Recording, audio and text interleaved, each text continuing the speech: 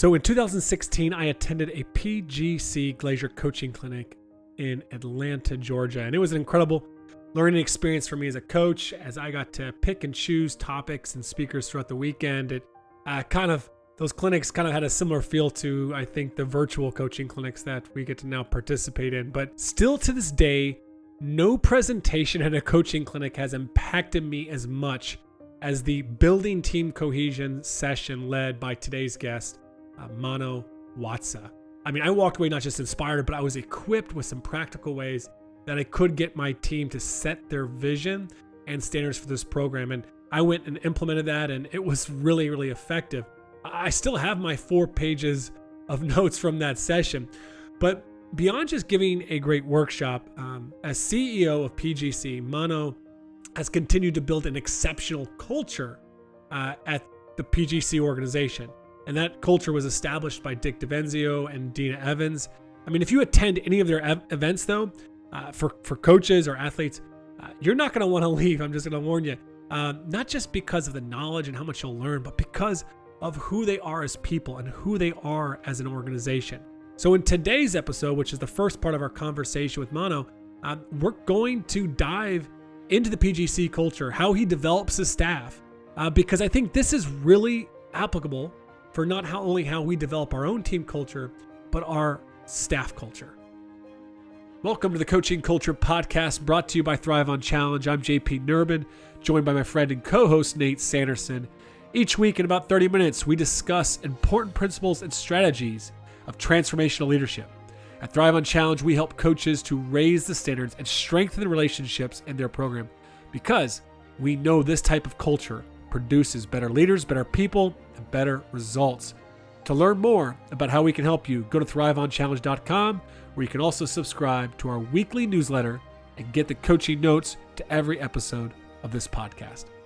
Well, we're excited to be joined by Mano Watsa from Point Guard College here to talk a little bit about his approach to building a dynamic and a unique culture at Point Guard College. And Mano, for those of our listeners that maybe aren't familiar with the basketball universe and kind of the role of PGC, I wonder if you could just give us maybe a 30-second background of kind of what you do at PGC and how you got into the situation, the position that you're in right now.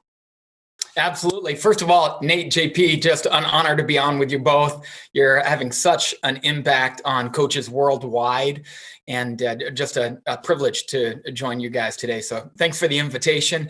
Point Guard College, I had the privilege of actually attending PGC as a high school athlete, and it transformed not just my game, but my approach to leadership, and really gave me a vision for who I wanted to be, even beyond the game as a person. And so PGC has been in the business of inspiring players and coaches for the past 29 years. And over 100,000 players, over 15,000 coaches have been through a 5-day, 4-night transformational PGC course. And we call it a course rather than a camp, because players and coaches go through our hear it, see it, do it model. They hear it in the classroom, they see it on film, and then they get on court and put into practice everything they've learned about how to think the game, how to lead their team, and how to run the show. Now, you are the CEO of Point Guard College, and I have a bit of a history with PGC dating back, almost 15 years now, when Dina Evans was still on the road in the big white van driving from campus to campus doing these courses, and I got the good privilege of being able to work a few of those. And there was something, even in those early days, that I think you've really taken to another level here, where whether you're a coach or a player, you're observing coach, there's something different about the experience of Point Guard College. And the thing that I think we want to try to draw out a little bit in this conversation is it's not by accident. And I don't think it's just because of the people that are drawn into a PGC course. There's a lot of intentionality on your end and through your leadership to try to build what I think is a special experience, not just for players in your courses, but even for your own staff. And so I wonder if we could just start with your staff and how you invest in the directors and your key 5 coaches with TJ and Sam and the others. What's your approach there to trying to build a dynamic culture for the people that you're working with first? Mhm. Well, first of all, one of the things we realized in the early years, and that special experience that you talked about at the beginning, Nate, that obviously predated me. It goes back to our founder, Dick DeVenzio, who created Point Guard College with the intention of teaching an intelligent approach to sports. And it was obviously from the perspective of the point guard position, and far more than just a position on the court. It's really a way of thinking, a way of being as a player, and not restricted to just somebody who has the title point guard. And we've really taken that way of being and applied it to our staff. So not just to as principles that we teach to players in the summer, but a way of being in terms of how we would approach all of our relationships, all of the work that we do, all of the preparations for our sessions. And so as we've expanded over the past decade, one of the things we had to get really clear on as we moved beyond just a really, really small staff where, if Dina or myself could be at every session, it's pretty easy to uphold the values and the standards and the culture because you're there to ensure that they're upheld. The challenge for all of us, anytime we create something, including all of our coaches who aren't in every conversation that players have in the locker room, they're not in every conversation that may take place even outside of the gym. And how do you create a culture and help others to live out the values that you'd like to see everyone embody? And that's the journey that we've spent the past 10 to 12 years going down. It's incredible to, hear how like you've tried to replicate and Dina and the kind of the experience that you're creating. And so when it comes to developing other people within the staff at PGC, what are some things that you guys do that might be applicable for a head coach that's trying to develop his assistant coaches? Because I think while you're a little bit different, it's in one sense, there's probably some strong applications because I've had the benefit of attending PGC Glacier clinics and as well was a PGC camper, I'll talk about that in a little bit, but it's very, very evident that everyone is really on the same page when it comes to a lot of the ways of instruction and the mission. Like it's just there. So what are some things that you think coaches could benefit from to do with their own staff? Yeah, I think first and foremost, JP, as a coach, you got to get clear. Any of us in any leadership position, we have to get clear about what's important to us. What do we want things to be like around here? So as a coach thinking about their team, what do I want things to be like around here? That's really what culture is. What things are like around here, how everyone does what they do. And as a coach and as a business leader in any realm, the greater the clarity that you have, the easier it's going to be to help align everyone else on the team or in the organization. And so if you don't have clarity yourself about what's important to you and the environment or the experience that you're attempting to create, you're going to have a really difficult time. But once you get clear, then the second step is how do you go about conveying that to your assistant coaches or your players? And so I think conveying it comes in two ways: modeling and communicating.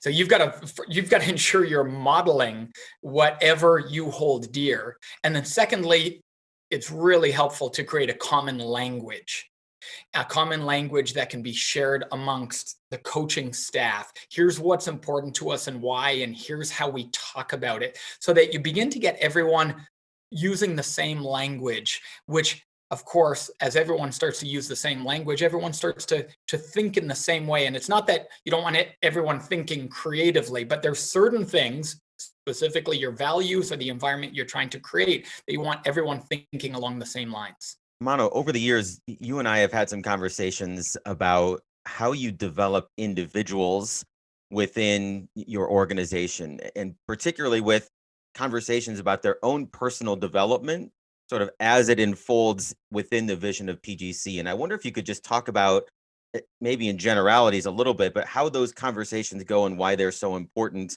to the development of the people that are working with you. Sure. Well, I think one of the mistakes that we make as coaches and as leaders is we don't create explicitly, meaning we don't declare it, we don't communicate it, that we're creating a growth culture.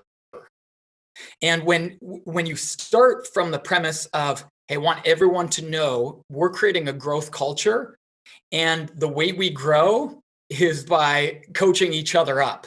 The way we're going to grow is by giving feedback either in real time or soon after to help us grow and stretch and learn and change. And so I think it begins with that approach and communicating a growth culture. So everyone who comes into PGC, whether they come in the role of a summer staff position or whether they're joining our full-time staff, we make it abundantly clear that we're a group of lifelong learners. And coming into the fold with us means a commitment to learning, growing, and changing. And if somebody isn't receptive to learning, growing, and changing, they're not going to stick around PGC very long. They're not going to want to stay around. They either have to embrace it. It's polarizing.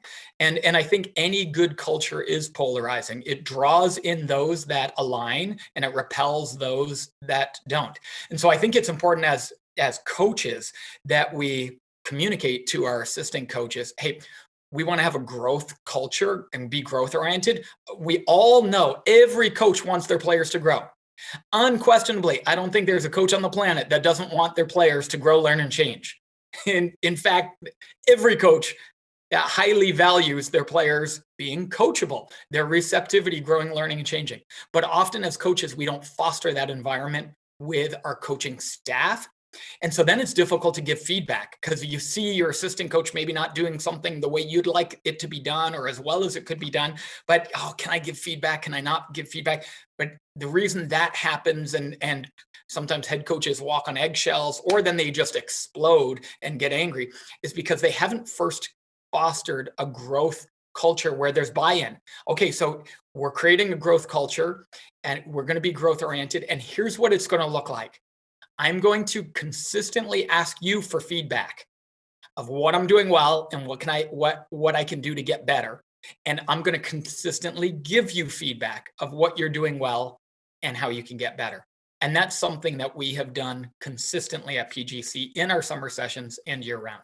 Let me push on that a little bit more because I think one of the conversations that we have with a lot of our coaches, and this is true whether they're working with their staff, their administration, their players, parents in a program, is that feedback can be a volatile issue sometimes, and so when you're having those conversations on the regular as part of the culture of PGC, how do you approach both being receptive to that feedback and is there ways that you coach giving feedback in a certain situation so that it is more likely to be received and acted on? Yeah. So the first piece is leaders go first. Leaders go first. So do the hard things first. So before I ever attempt to coach someone up, I open the door by modeling, by asking for feedback from them. Hey, love it if you could let me know. So if I'm at a summer session with our staff and I'm directing a session, I don't really direct sessions for the most part now, but when I did, but the principle is the same, would ask the staff, hey, I'd like you to give me feedback on this and what am I doing well? What can I improve upon? That automatically disarms them and reduces the likelihood of them feeling defensive when I in turn give them feedback. They've already seen that there's not an ego here, that I'm not power tripping on them and that I think I'm great and they have a lot to learn. I'm letting them know I'm a work in progress, which helps make it easier for them to accept and embrace that they're a work in progress too. And so I think as coaches, and it's a difficult one as a head coach to be vulnerable enough to say to your assistant coaches as you're jumping into the maybe a preseason retreat or first few practices, hey, I'd love you to give me feedback. And I did this with my assistant coaches every single day at the end of every single practice. what did I do well? Give me 1 to 2 things. What did I do well? Give me 1 to 2 things. What can I get better at? Or what can we get better at for tomorrow?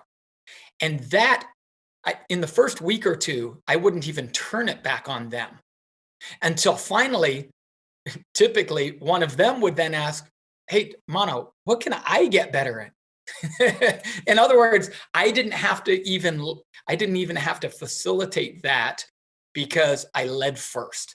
And so I think it's important as coaches or leaders in any organization, you go first on that. And I think that's a great point. And yet, in the coaching realm, sort of traditionally, the coach is the authority figure. We tell players what to do. We have the answers. We put forth a game plan. And we often don't engage with our captains or our players. Maybe we do with our assistant coaches on how things could go better. But I love that approach, and the more I've done that in the past with my players, how can I coach you better?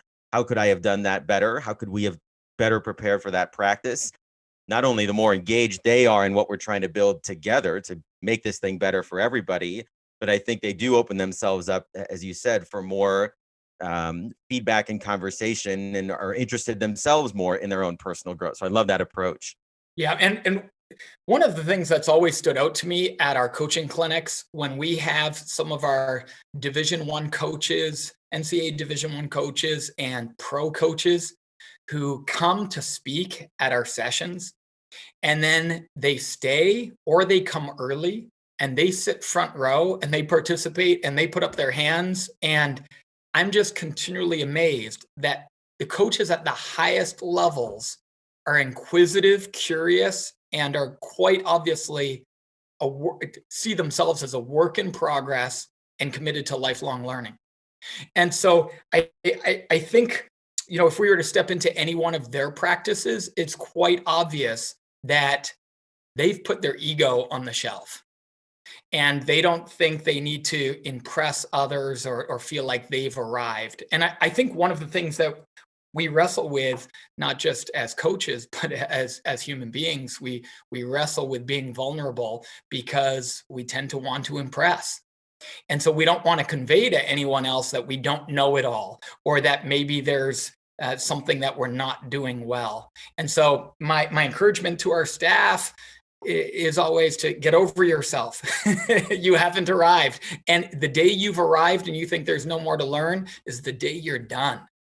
And so I think we've instilled that in our staff, and we've attracted staff who are interested in that. They want to get feedback, they want to grow, and they want to get better. And so my challenge to any head coach listening would be to seek feedback from others, and even your players. Sometimes I'll end a practice and say, hey guys, what did we do well out there? What can we do better? And I don't mean what can you do better? What can we as a coaching staff, as we plan our practices, do to help you?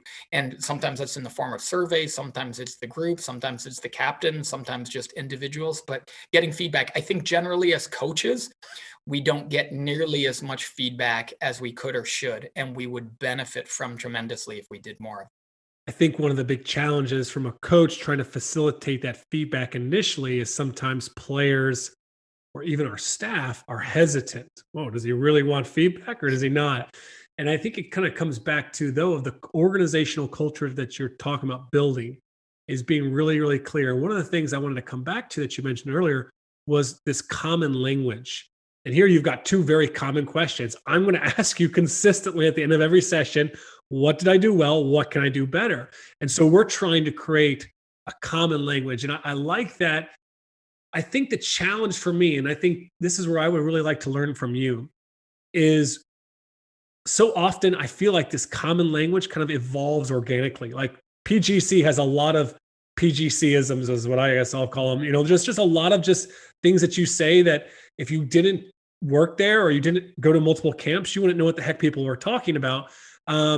But you guys understand what it means, and it ties to your mission, it ties to your values, it ties to your beliefs about how to do things. So what kind of advice would you have for coaches that are trying to create that common shared language? Like what's an important step in that process? I think an important step in that process is to steal. You could spend a lot of time trying to come up with your own sticky language. Uh, as I listen to podcasts and read books, and I pick something up and I think, "Ooh, that is good. That is really good. That's easy to understand. It conveys what we're trying to get across, and it does so in the most efficient, effective way possible." We're going to incorporate that in. And we've leveraged a lot of the sticky language and vocabulary that Dick Venzio created himself. He was brilliant, and obviously PGC is based on that. Our entire core values are based on his leadership acronym called SHAPE, that's spelt uniquely with SCHAPE. But you don't have to reinvent the wheel. If you're actively listening and actively reading and actively learning from others, I think you can pick out what you think are some really good pieces of language that could be utilized. And there's tens of thousands of coaches who have picked up language from PGC, incorporated it in. And the second one is sometimes you can pick it up from your players. By the language that they're using, that you realize that's actually a great way that makes sense to them. I need to adopt that language, and we're going to use that as a phrase to convey something because that's relevant for them, and they understand it, and it works for them. So I think those are the two recommendations that I'd have. There's another aspect of kind of the PGC experience that I wanted to get your commentary on. And when people ask me, about going to Point Guard College and what's unique about the Glacier clinics and Key 5 and things like that, one of the things that I always come back to is no matter what my involvement was, whether it's being an observing coach at a camp, attending as a coach at a Glacier clinic, or presenting and talking with you guys afterwards, I always felt like there was a culture of appreciation, that there's that you and your staff and the people at PGC appreciated the people that were involved in whatever it was that you were doing. And I know that that's something that you've intentionally worked into your organizational culture as well, but we may talk a little bit about how we do that with players and kind of the second half of our conversation here. But in terms of just, again, building your organizational culture, why is appreciation something that seems to be so important to you? Yeah, first of all, I appreciate you identifying that, and that's obviously good to hear. Appreciation is important to us because it's a way of conveying value to people. It's a way of helping others feel valued. And there's so many experiences in so many places that people don't feel valued in their marriages or in their family relationships or in their work environments or with their teams. And I think one of the most important gifts that we have the ability to give others is to make them feel valued. And so one of the best ways to help someone feel valued is to appreciate them, to acknowledge their good efforts, their contributions, not even just what they're doing, but who they are and who they're being. And so that's a primary reason why we have attempted to source so much of what we do from a place of gratitude. It's why we open every staff meeting that we have at PGC with what we call celebrations. And celebrations are our way of experiencing gratitude to one another, or gratitude for something that has taken place. Or our celebrations can be an accomplishment that either we have had or that somebody else has had. So it's a way of recognizing others and seeing the good in any situation.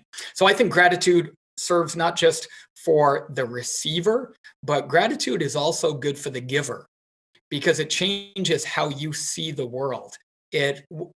When you source something from a place of gratitude, it's forcing you to see the best in the situation, or the best in something, or the best in someone.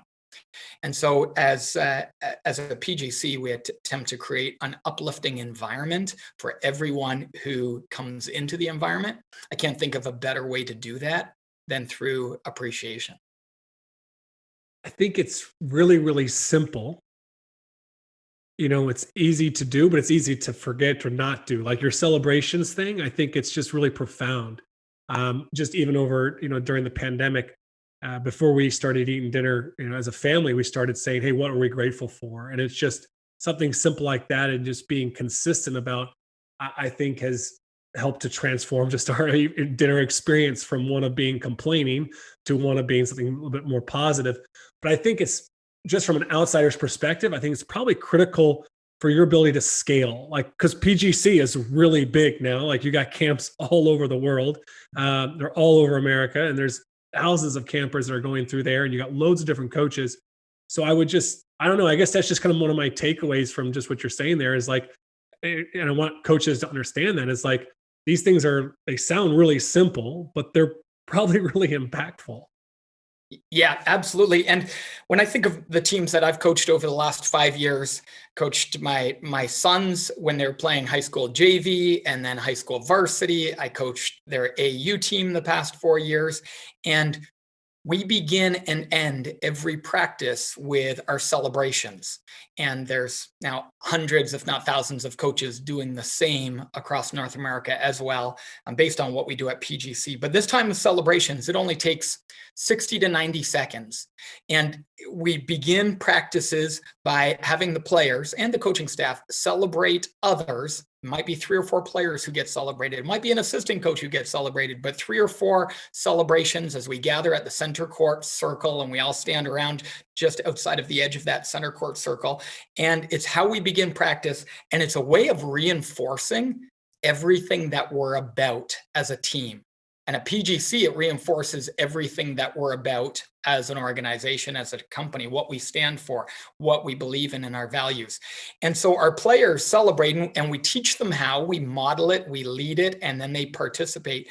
And we celebrate each other for how they've lived out our values as a team off the court. What's important to us? Well, in any given year, we'll have a number of commitments that the players have made that's important to them for being a great teammate, how they show up in the hallway, in the class, etc. And so one player will celebrate their teammate for having put up their hand and answered a few questions in class. And then another player will celebrate a teammate for when they came into the locker room, how they brought energy to everybody else by giving everybody a high five when they came into the locker room. And somebody else will celebrate that the first player into the gym came in and mopped the floor. And then another player will celebrate a coach for coming over and helping them with their free throw shooting before practice started.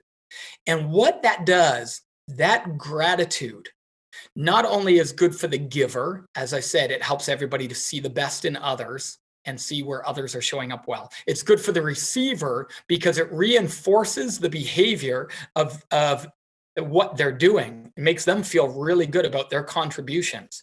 But in addition, the one that just can't be overlooked is it reinforces the culture and the standards and the commitments that you want everybody to hold to. And that's one of the reasons when we can have 120 to 160 players at a PGC session, and coaches will come in and they say, I don't understand how you brought in this diverse group of players from all around the country or all over the world who have all sorts of different standards, and they all align to this common standard almost overnight, and you seem to have nearly no problems with these players. Surely there's some bad apples or bad seeds in this group. But when players are acknowledged and celebrated and challenged, and then the culture is reinforced through the celebrations where they hear what is really valued, I think everybody wants to rise to the occasion. Nobody wants to say, hey, I want to show up and be a dud. Nobody wants to say, I want to show up and fail. And so I think as coaches, we have the opportunity to reinforce our culture every single day, not just when you're giving a pep talk, but every single day through something as simple as what you do at the beginning of practice. And at the end of practice, we do it again for another 60 seconds. And it's the chance for players to celebrate each other's, how they showed up during the practice. And it reinforces our principles of hustle and communication and precision and excellence and care and all of those things that we're attempting to create as our cultural foundations. I think what's also so powerful about that is it's not just the coach catching players being good. It's not just 4 or 5 sets of eyes that are in the gym for 2 hours with them, but it expands the ability to be seen, being who we want to be, whether it's in the classroom or it's, it's at home or it's stopping at the gas station. You see somebody helping somebody. Right along those lines, Nate, you said something that triggered this for me. When players are celebrating each other, many of us, possibly even most of us, have grown up in environments where we've learned to see the shortcomings of others. We've learned to see the negative in situations. Many of us have been brought up that way. And when we encourage players to see the best in each other and to actually speak it out, for many of my players, they're doing something they've never done before. They're acknowledging the good in others, and it's like putting on a new set of glasses. And so really we're retraining their brains and retraining their eyes to see the good in their teammates. So instead of complaining and being frustrated in the locker room about somebody who's not sharing the basketball or somebody who's being selfish or being lazy, we're helping them, and not that they're not going to hold teammates accountable, but we're helping them to put on a set of glasses of seeing the best in others and being able to communicate that to bring about a greater result for them and their team. And that has a profound effect. In fact, I think it's possibly one of the greatest gifts we can give our players, that they have the ability to communicate that one day to their coworkers, to their spouse, to their children, and to see the best in others. I think is just one of life's greatest gifts that we can give as coaches to our players. And sometimes, Mano, that because it's so unnatural for players, because teenagers just don't do that as a habit, walking around and giving Valentines like that. As I've started kind of helping to build, a new program and a culture in a new place this year as an assistant coach, the question that we start our weekly classroom session with is, what are you most proud of this week in terms of who we've become, and we look back at our growth since the last week when we met, and we think about the moments where it felt best to be part of this team, or when we talk about supporting each other, we try to think of some of those specific examples. And it's been such a simple question. What are we most proud of being us? But it's been like the vehicle for us to be able to start getting more comfortable and then be able to build on that in other different ways, more individually. But just having that conversation in little groups of 3 and 4 to start our meetings has been really powerful for us this year. Oh, that's awesome. I love that question. I'm going to add that to my toolbox as well. And, speaking of those questions, when you, and we all often do this at the beginning of practice or end of practice, where we'll put them in groups of 3 and have them share something. But one of the benefits of getting our players to share, it's so easy as coaches just to jump into everything we want to accomplish in practice. We got to get these systems in place. We got to get these players improving their rebounding. We've got to help them with their defensive transition, and away we go.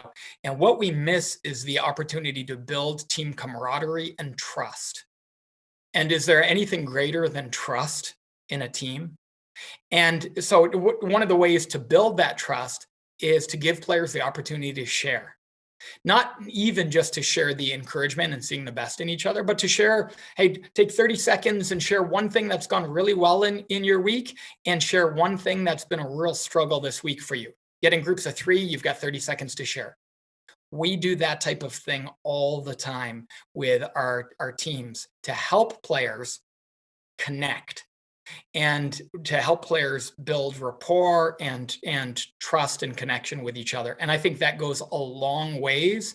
And I've heard it from parents, I've heard it from referees, and even other coaches who have said, your players just seem to have each other's backs. They just seem to play together as a unit. We all want that as coaches. And I've certainly had times where I didn't feel like I had that as a coach. And so I had to go in search of, how am I going to create better team morale and camaraderie and trust so that they play as a unit, not as individuals. And I think getting them connecting in those ways at the beginning or end of practice can be a powerful way to increase trust amongst the team. All right, we'll be back next week with the second part of our conversation with Mano, where we're going to unpack many of the things they do within the PGC camp experience that make it transformational for athletes. In the meantime, if this is your first time listening to the Coaching Culture Podcast, I encourage you to subscribe so you don't miss any future episodes. Also, if you head on over to thriveonchallenge.com, you can subscribe to our weekly newsletter, which includes the notes to every episode of the podcast, as well as several other PDF kind of culture tools. Also, we mentioned last week that we have announced the dates for our Transformational Leadership Retreat in Park City, Utah. This is our second one. It's an incredible experience for 15 leaders. Some of them who are already part of the TOC community and our mentorship program, but we always open up a few spots for some newbies, people that just want to come and spend time, not just learning and growing, but recharging, relaxing, and having some fun, honestly. It's an incredible time. So if you'd like to join us the first week of August, go to thriveonchallenge.com/retreats for more information, or you can click on the link in the details of this episode.